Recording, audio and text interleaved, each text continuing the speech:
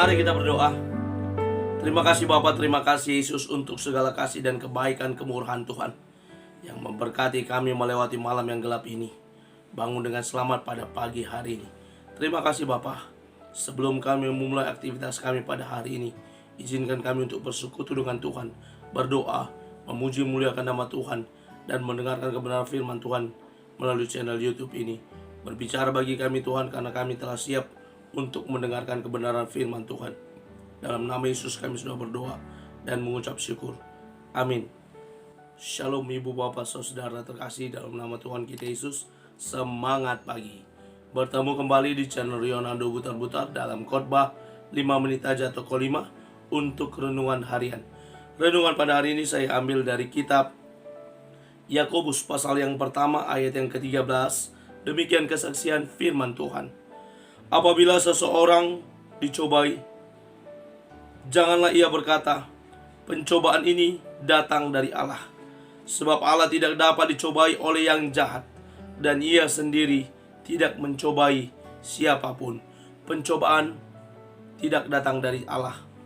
Ibu bapak saudara terkasih dalam nama Tuhan kita Yesus, pecahnya sebuah tim sepak bola di suatu tempat, suatu daerah, suatu klub, ketika beberapa pemain saling menyalahkan. Ketika mereka gagal memenangkan pertandingan, beberapa pemain saling menyalahkan.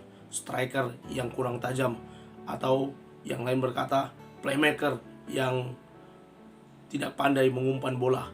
Lalu yang lain berkata lagi back yang tidak bisa menjaga pertahanan. Yang lain berkata lagi kiper yang memang tidak becus menangkap bola.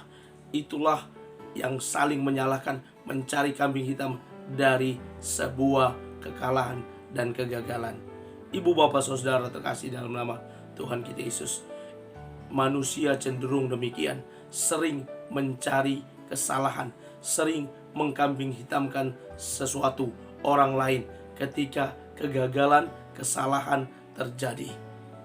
Dan ketika kita juga mengalami pencobaan, kita juga sering menyalahkan Tuhan yang memberikan pencobaan kepada kita. Padahal jelas Yakobus dalam nats ini mengingatkan kepada kita bagaimana Allah tidak mencobai siapapun. Ini yang menjadi hal penting bagi kita. Namun kemudian ada sebagian orang bertanya, Abang Sintua, Ayub itu dicobai loh. Ayub itu diuji imannya, dan yang mencobai bukan Allah, tapi atas sepengetahuan Allah. Yang mencobai adalah iblis. Demikian pula kita, ketika kita mengalami pencobaan, yang mencobai adalah iblis dan keinginan daging kita sendiri, bukan Allah yang mencobai. Itu yang menjadi clue dan catatannya.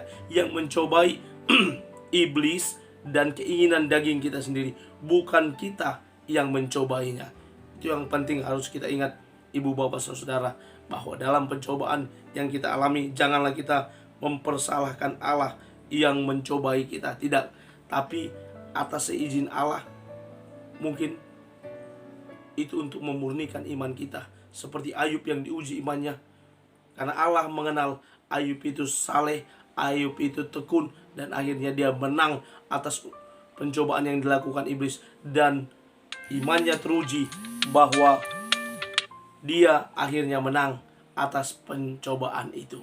Demikian pula kita ketika kita menghadapi ujian yang kita lakukan, bukan malah mempersalahkan Allah, ya, bukan malah mempersalahkan Allah, tetapi kita boleh terus tekun menghadapi pencobaan. Jauh lebih baik kita meminta Tuhan menolong kita, sebagaimana dikatakan dalam 1 Korintus 10, ya, bahwa Allah akan menemani kita menanggung segala pencobaan tersebut agar kita boleh melewati, memenangkan pencobaan itu, dan akhirnya kita tampil sebagai pemenang atas segala pencobaan. Itu jauh lebih baik daripada sekedar mempersalahkan, sekedar bersungut-sungut dan tidak mau bersyukur.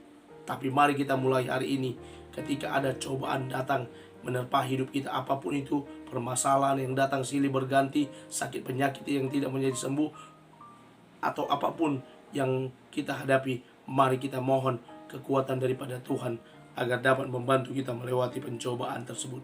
Kalau itu berasal dari keinginan daging kita, mari kita introspeksi diri kita bahwa segala sesuatu yang tidak seturut dengan kehendak Allah, maka itu menjadi hal yang tidak baik dan tidak berkenan di hadapan Allah. Saya mengutip beberapa pernyataan penulis. Billy Sunday, seorang pemain baseball Amerika, berkata, pencobaan adalah iblis yang melihat melalui lubang kunci. Menyerah adalah membuka pintu dan mengundangnya masuk. Harusnya kita tidak menyerah, tapi kita fight menghadapinya. Lalu John Bunyan, seorang penulis dari Britania, berkata, pencobaan ketika kita pertama kali bertemu mereka adalah seperti singa yang mengaum pada Simpson. Tetapi ketika kita dapat mengatasinya di lain hari, kita melihatnya, kita akan menemukan sarang madu di dalamnya. Mari temukan sarang madu dari setiap pencobaan yang kita hadapi dan kita fight. Mari kita minta Tuhan memberi kekuatan kepada kita untuk menghadapi, melewati, dan menang atas pencobaan. Amin. Kita bersatu dalam doa. Terima kasih Bapa untuk firman-Mu. Mampukan kami untuk menghadapi, melewati, dan memenangkan pencobaan yang kami hadapi.